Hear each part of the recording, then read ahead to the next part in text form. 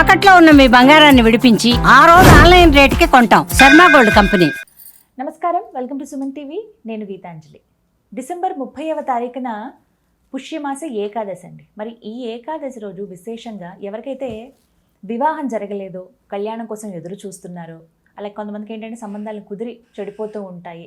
రాబోతున్న మాసంలో మా అమ్మాయికో మా అబ్బాయికో వివాహం జరిగితే బాగుంటుందని ఎదురు చూసే వాళ్ళు చాలామంది ఉంటారు.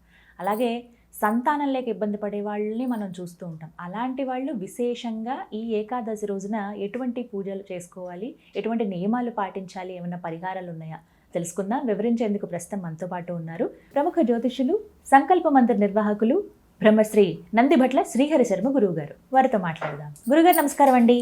వాగర్థావివ సంపృక్తౌ వాగర్థ ప్రతిపత్తయే జగతః పితరౌ వందే పార్వతీ పరమేశ్వరౌ. ఆదిత్యాయ చ సోమాయ మంగళాయ బుధాయ చ గురుశుక్రశనిభ్యశ్చ రాహవే కేతవే నమః. శృంగేరి జగద్గురు పీఠాధిపతులకి, కంచి పీఠాధిపతులకి నమస్కారములు తెలియచేసుకుంటూ కార్యక్రమాన్ని ప్రారంభిద్దాం. గురుగారు, పుష్యమాస ఏకాదశి ఈ డిసెంబర్ 30వ తారీఖు.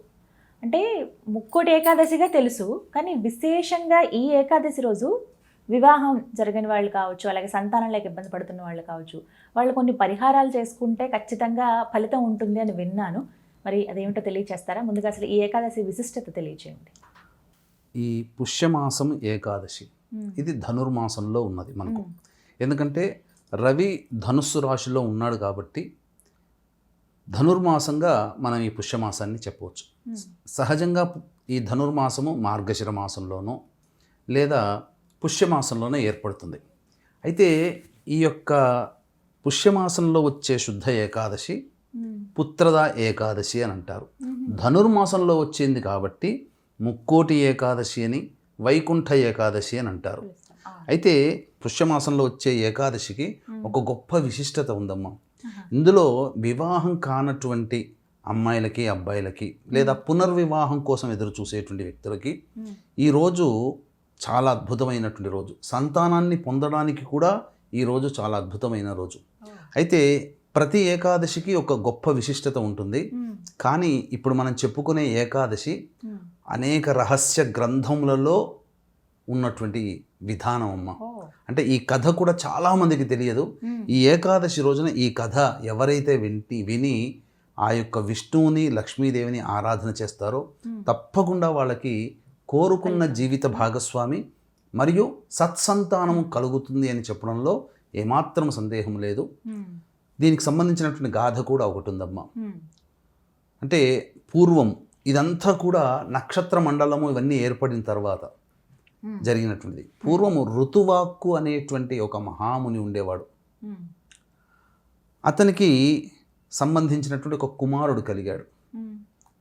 ఆ కుమారుడు పుట్టిన దారభ్యత అనేకమైనటువంటి నీచపు పనులు చేస్తూ లోకకంటకుడుగా మారాడు.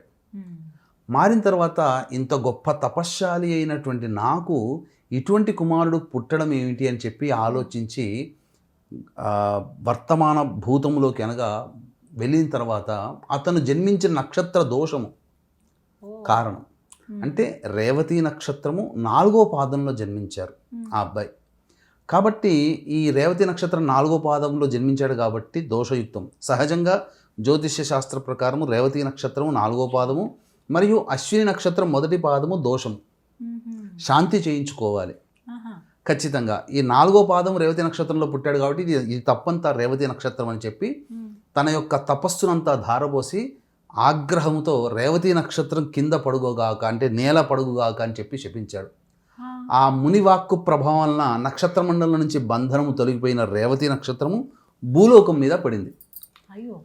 ఎక్కడ పడింది అని అంటే ద్వారకా నగరం దగ్గర ఉంది కదమ్మా సముద్రము. అక్కడ ద్వారకా నగరం దగ్గర కుముద అనేటువంటి పర్వతం ఉంది. ఆ కుముద అనేటువంటి పర్వతం మీద పడిన తర్వాత అక్కడ ఒక కొలను అనేటువంటిది ఏర్పడింది. అది మా కాలాంతరంగా అది రైవతకము అనే పర్వతంగా మారింది. ఇప్పటికీ కూడా రైవతం అనేటువంటిది మనకు మహాభారతంలో రైవత పర్వతం అని కనబడుతుంది. శ్రీకృష్ణుడు ద్వారకా నగరం పరిపాలించిన దగ్గర రైవత పర్వతం ఉంది అని మనకు మహాభారతంలో వస్తుంది. అదే ఇది. ఈ దీన్ని తదనంతర కాలంలో రైవతకము పర్వతం అని అన్నారు. ఈ యొక్క రేవతి నక్షత్రం పడిన కొలనులో ఒక తామర పుష్పాలన్నీ వెలిశాయి. ఆ పుష్పములో ఆ పువ్వు నుంచి, ఆ తామర పుష్పం నుంచి ఒక అందమైనటువంటి కన్య ఉద్భవించింది. తర్వాత దాన్ని ప్రముచుడు అనేటువంటి ఒక మహాముని చేరదీసి పెంచి పెద్ద చేశాడు. చేసిన తర్వాత యుక్త వయసు రాగానే వివాహం చేయదలిచి ఆ యొక్క దగ్గరలో ఉన్నటువంటి రాజ్యాన్ని పరిపాలించే దుర్దముడు అనేటువంటి రాజుకిచ్చి వివాహం చేయాలని సంకల్పం చేశాడు. తన యొక్క అభిప్రాయాన్ని ఆ అమ్మాయికి చెప్పాడు. చెప్పగానే నాకు వివాహం చేసుకోవడానికి ఏం అభ్యంతరం లేదు జనక తండ్రి గారు, కానీ నాకు రేవతి నక్షత్రంలో వివాహం చెయ్యి అని చెప్పి కోరుతుంది. అంటే రేవతి నక్షత్రం నక్షత్ర మండలంలోంచి లేదు కదా. నక్షత్రం లేనప్పుడు ఆ నక్షత్రమే లేనప్పుడు ఆ నక్షత్రంలో వివాహం ఎట్లా చేస్తారు అని చెప్పి అమ్మాయితో చెప్పగానే కొంత సంభాషణ జరిగిన తర్వాత తండ్రి నేనే రేవతి నక్షత్రాన్ని అని తన వృత్తాంతం అంతా చెప్పింది. ఇప్పుడు నాకు రేవతి నక్షత్రం, నేను వేరే నక్షత్రం, నేనే నక్షత్రాన్ని, నాకింక వేరే నక్షత్రంలో వివాహం ఎందుకు, కాబట్టి నన్ను రేవతి నక్షత్రానికి ఉండే విధంగా చేయనంటే ఆయన తన తపశ్శక్తితో తన ఆ యొక్క రేవతి నక్షత్రాన్ని నక్షత్ర మండలానికి మళ్ళీ పునఃప్రవేశింపజేసి, ఎందుకంటే చంద్ర సంయోగం ఉండాలి, చంద్ర సంయోగం ఉంటేనే ఆ నక్షత్రంలో శుభకార్యాలు చేయొచ్చు. కాబట్టి చంద్ర సంయోగం కూడా ఏర్పరిచి ఆ రేవతి నక్షత్రంలో తన పుట్టినటువంటి అమ్మాయి రేవతి, ఆ అమ్మాయి కూడా రేవతే, దుర్దముడికి ఇచ్చి వివాహం చేశాడు. దీని ద్వారా మనకు కథ ఏంటి, దీని ద్వారా అంతరార్థం ఏంటంటే, నాకు తెలిసి నా అభిప్రాయం ప్రకారము జ్యోతిష్య శాస్త్రములో జన్మ నక్షత్రంలో చేయకూడని పనులు చేయగలిగినటువంటి పనులు ఉన్నాయి, శుభకార్యాలు.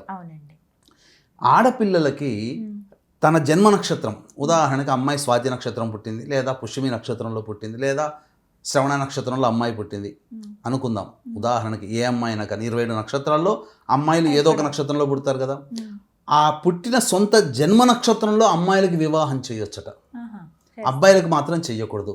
బహుశా అమ్మాయిలకి జన్మించిన నక్షత్రంలోనే వివాహం చెయ్యమని అప్పటి నుంచి ప్రామాణికంగా ఎందుకు వచ్చిందంటే ఈ యొక్క కథ ద్వారా వచ్చింది.